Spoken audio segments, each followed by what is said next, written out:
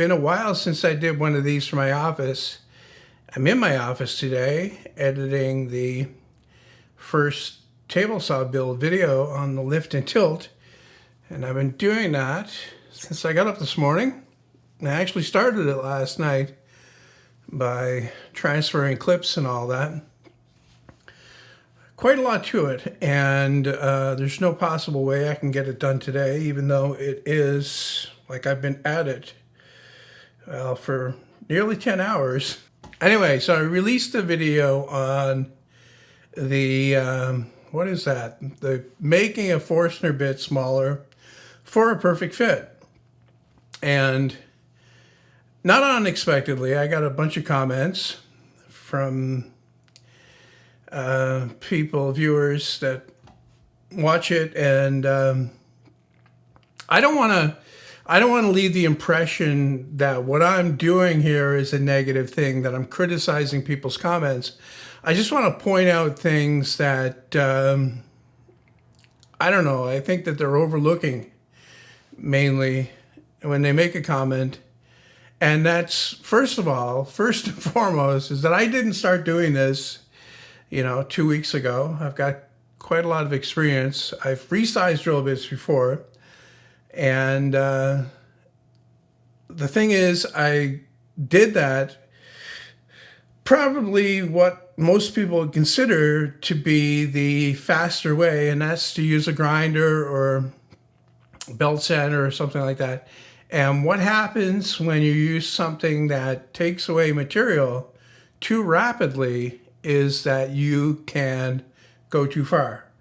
And I did that one time before with a bit that I absolutely needed to be perfect. And I said, I've got a lot to take off here, so I'm just going to do the roughing in type thing with the grinder. And I didn't do a whole lot actually with the grinder, but it's deceptive how much that will take off very quickly. So I think, these days, I'd rather err on the side of caution. I'd rather spend a little bit more time doing an operation and make sure that it comes out right, rather than try to do it faster and wind up with something that I can't use. Because like I said, I've done it before. The bulk of the comments on here seem to be about how I was talking about not having a loose hole and the shaft in the loose hole. And yes, I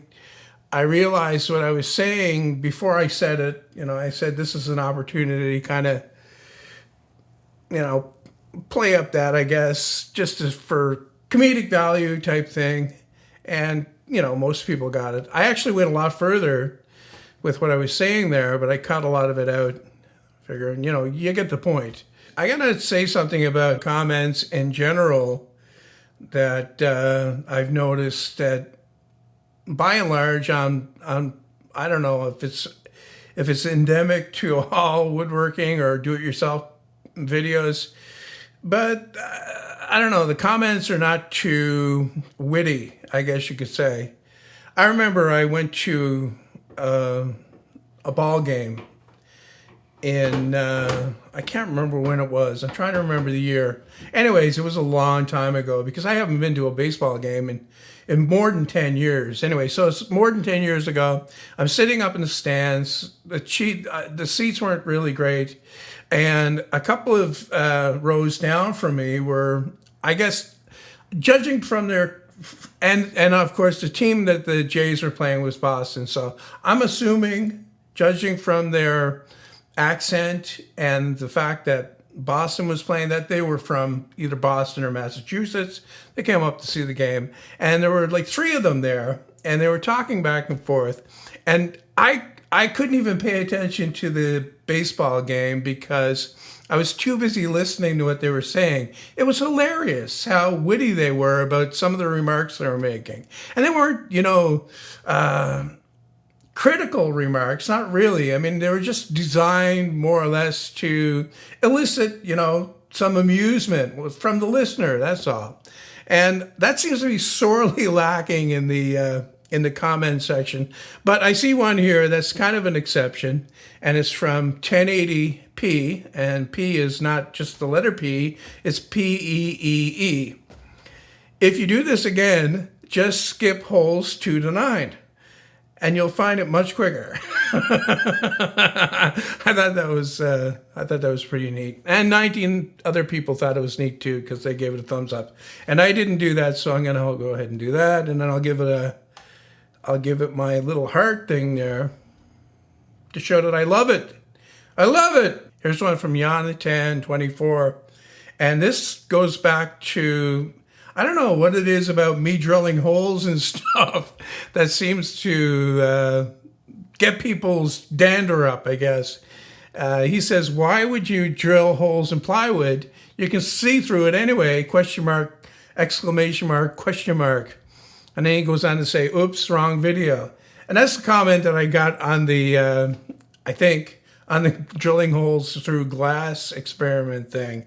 That got a number of views and a number of really, really stupid comments. And I'm pretty sure I made a video of this sort for that one too. JD Hood, definitely want to avoid your wiggling pin getting too loose in your wobbling hole.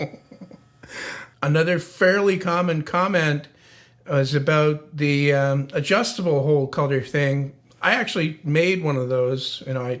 That was the experiment with the glass, actually. I didn't get around to finishing the new one that I made, and I probably would have used it for this if I had it finished, but I don't have it finished because I got so far with it and then I lost interest, which happens. What are you gonna do? Anyway, you can buy those, and I considered buying one, but I thought that I would have better results with a real drill bit.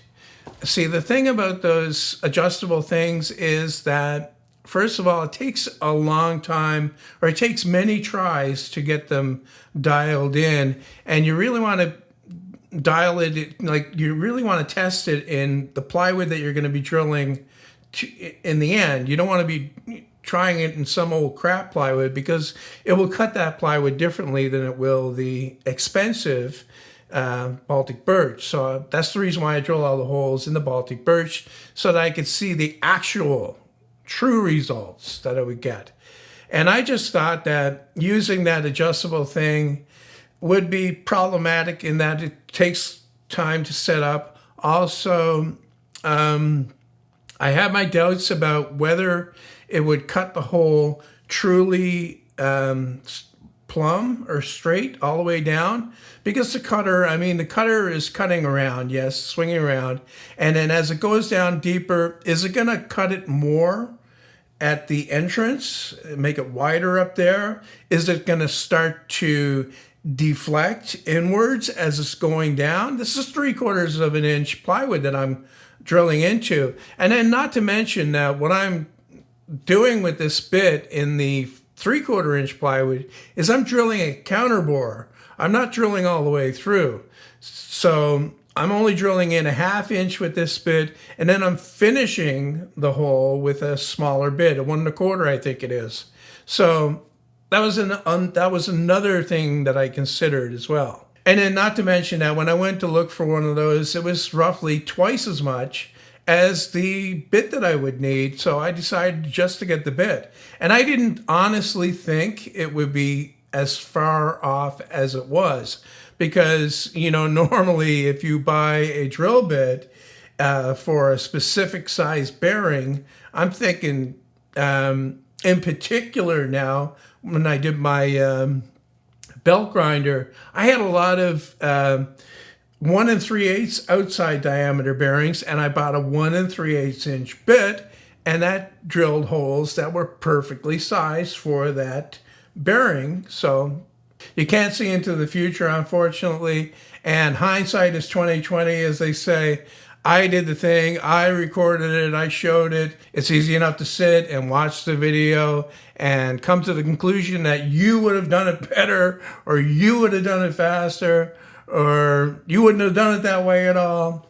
But that's not reality. That's not the way things go.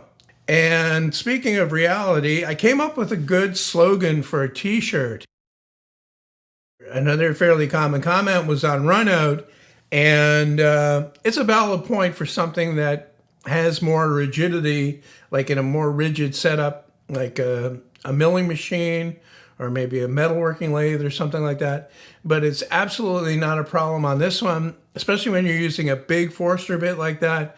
What happens when, even if you've got some wobble there, when that bit starts to drill into the plywood, that wobble will not be transferred, because as it starts to drill in, that big ring that's there on the plywood that you're cutting through will act almost like a bearing and keep the bit going down straight. So that kind of cancels out the run out. Another thing with making videos like this is time constraints. Of course, you don't want to be making feature length, videos on, resizing a drill bit when you can get everything covered succinctly in 7 minutes or so. So I actually didn't use some of the clips that I filmed, and one of those was measuring the bit after I drilled that first hole, and I could see that it was actually bigger than 1 3/4 by 2 thousandths, the same size as the hole it drilled. And I measured the bearing, which I showed on camera, and that was 2 thousandths less. So I don't even know that buying the right size bit would have resulted in something where I didn't have to do some work. And while I'm on the subject of not showing all of the details, I got a comment about not filing it evenly. He said specifically that I filed too much on the sides and not on the tip. And that was something, you can't really tell how much I filed in that video, because I showed maybe 1% of the total filing that I did. I mean, I can't set the camera up and record every little bit of filing that I did. And even if I sped it up to 16 times, it still wouldn't fit in a 7-minute video, because there was quite a lot of filing. And I was very careful to file the whole thing evenly all the way around. And I was tempted when I started to just concentrate on the lower, say 1/3, like the front edge of the bit, because those bits taper back from the cutting edge back. They taper inwards. And that one, I think it was tapered in something like 10 thousandths of an inch. So I could have really concentrated on the first, say, half or even less than half of the bit to try to do the whole thing faster. But I just said to myself, that's asking for problems, because it will be too difficult to hold the file at that angle. You'd have to try to split the angle that's there. You can't have one that's going straight up, it'll bind. You want to have it tip back a little bit, but trying to hold that file at that angle consistently over both sides of the bit would be just too difficult to do. So I filed the entire thing. And like I said in the description, it only took about an hour to get the thing down to the perfect size. And I'm sitting here now editing the video for the thing, and I've actually got the thing put together. If you watch the video on the me showing the thing going up and down, the lift mechanism, you'll see that the arbor is in the thing. And I had to press that in with with 2 clamps, actually.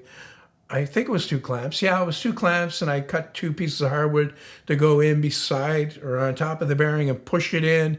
I'll probably put that clip inside this video so you can see it as well. But it was very snug fit, and that's exactly what I was looking for there. So I have absolutely no regrets about spending that extra time with just a file and not using a power tool to get that bit down to where I needed it to be. After I remove the ice pack, I use a deep pore cleanser lotion. In the shower, I use a water-activated gel cleanser. Then a honey almond body scrub. And on the face, an exfoliating gel scrub.